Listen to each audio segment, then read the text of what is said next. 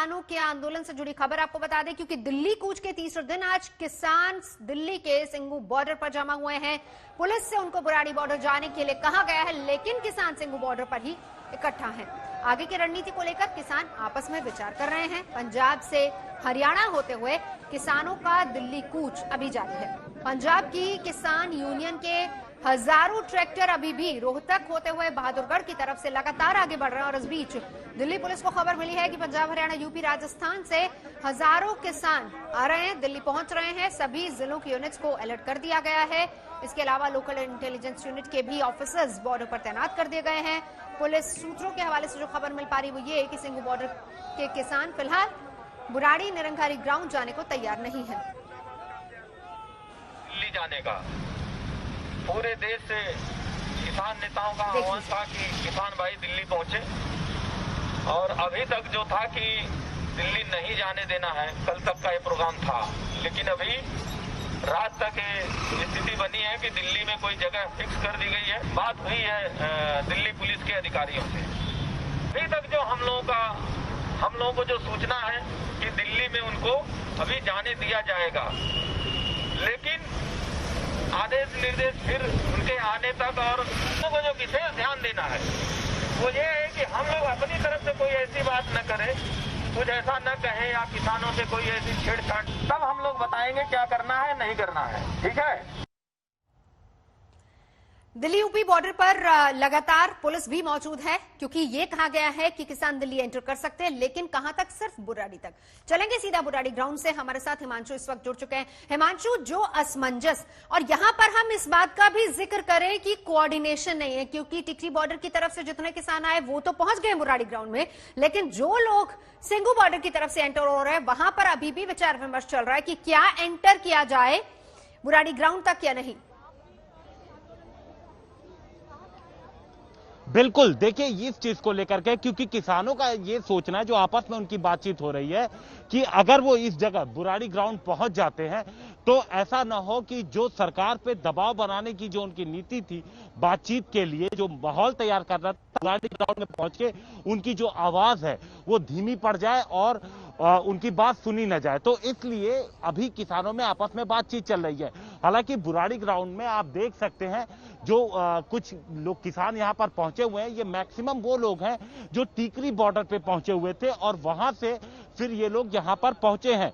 जब वहां पर वो पहुंचे थे तो दिल्ली पुलिस से जब बातचीत हुई तो दिल्ली पुलिस ने फिर उनका रास्ता क्लियर किया, और ये सभी लोग यहां पर आकर के रुके हुए हैं। लेकिन यहां पर भी इनकी लगातार आपस में यही बातचीत चल रही है कि यहां आकर के उन लोगों ने सही कदम उठाया है या नहीं।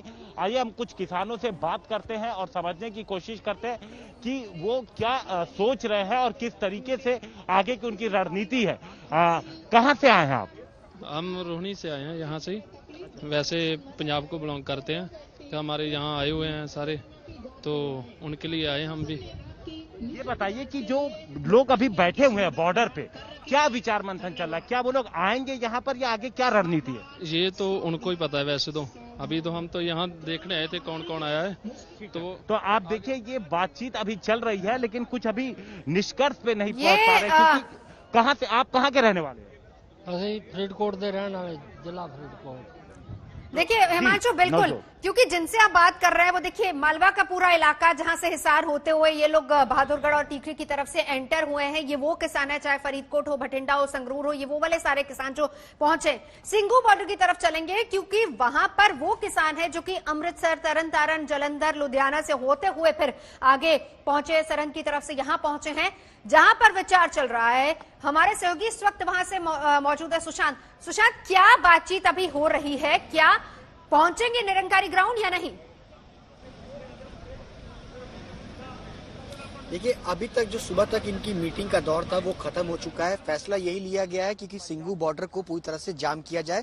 यहाँ पर किसान जो है वो दिल्ली की तरफ कूच करने वाले नहीं है। अभी तक की जो स्ट्रेटेजी है वो किसानों की यही है कि वो सिंघू बॉर्डर से दिल्ली बुराड़ी की तरफ कूच नहीं करेंगे। क्योंकि मैं आपको एक अहम जानकारी दे दूं, क्योंकि ये जो बॉर्डर है, हाईवे है, ये काफी वर्क वाला हाईवे है। यहाँ से तमाम जो चीजें हैं रोजमर्रा की, खाने पीने की चीजों, वो यहाँ से होकर के सीधा दिल्ली के अंदर एंटर करती है। और ऐसे में अगर किसान किसान इसको रोकते हैं तो सरकार पर दबाव बनाने का जो उनकी स्ट्रेटेजी है किसानों की वो कामयाब रहेगी। ऐसे में अगर वो बुराड़ी के मैदान में चले जाते हैं तो सरकार उनकी बात नहीं सुनेगी।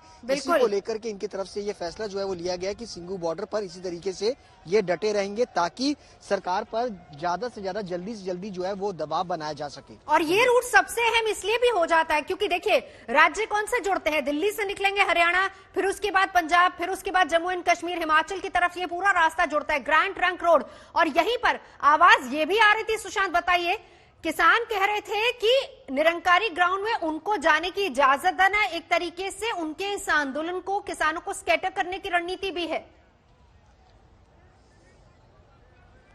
जाहिर सी बात है क्योंकि ये जो हाईवे है इस हाईवे से कई राज्य जो हैं वो जुड़ते हैं, उनके तमाम कारोबार जुड़ते हैं और सीधे तौर पर अगर ये किसान बुराड़ी के मैदान के अंदर जाते हैं तो पुलिस इनको स्ट्रेटेजी के तहत जो है वो रोकेगी, आगे जाने की इजाजत नहीं देगी। ऐसे में इनकी आवाज जो है वो काफी कमजोर पड़ेगी। इसलिए किसानों की तरफ से ये फैसला फिलहाल अभी ये लिया गया है कि इसको यहीं पर ही डटा रहा जाए और ताकि सरकार पर दबाव बनाया जा सके। और मैं आपको बता दूं कि अगर इसी तरीके से अगर ये किसान डटे रहते हैं तो आने वाले 2 से 3 दिनों बाद दिल्ली में भी काफी ज्यादा लोगों को परेशानी का सामना करना पड़ेगा। बेशक आज शनिवार का दिन है और कल संडे और उसके बाद सोमवार का दिन है। जो दिल्ली एनसीआर से लोग काम करने के लिए जाते हैं टू व्हीलर्स पे, गाड़ी पर, उनको भी दिक्कतों का सामना जो है वो करना पड़ेगा। और जो लोग पासी के अगर राई, सोनीपत, पानीपत से लोग भी दिल्ली आते हैं उनको भी परेशानी का सामना करना पड़ेगा। इसी स्ट्रेटेजी के तहत ये किसान जो है वो यहाँ पर डट चुके हैं। बिल्कुल,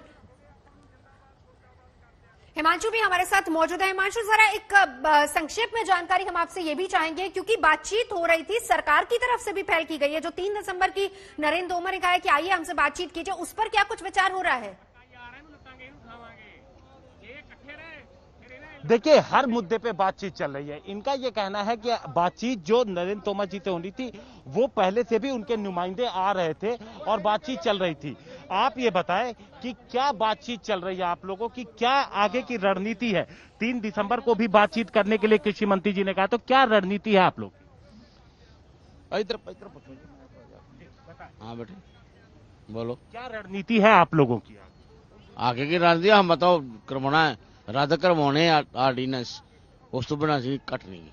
अगर जैसे बातचीत भी तय बोली गई है कि 3 दिसंबर को जो केंद्रीय कृषि मंत्री हैं वो भी मिलेंगे, तो इसके पहले आप लोगों ने आपस में कोई बातचीत की है? नहीं, वो हमारे नेता करेंगे, जो हमारे नेता ना बॉर्डर्स पे बैठे हैं। क्या वो बुराड़ी आने के लिए बातचीत हो रही है? क्या अभी गतिरोध बना हुआ? हमको नहीं अभी मालूम, अभी नहीं मालूम है को क्या यार जो बैठे है बॉर्डर के अंदर नहीं होने दे, क्यों नहीं होने दे अंदर, ये हमको नहीं मालूम।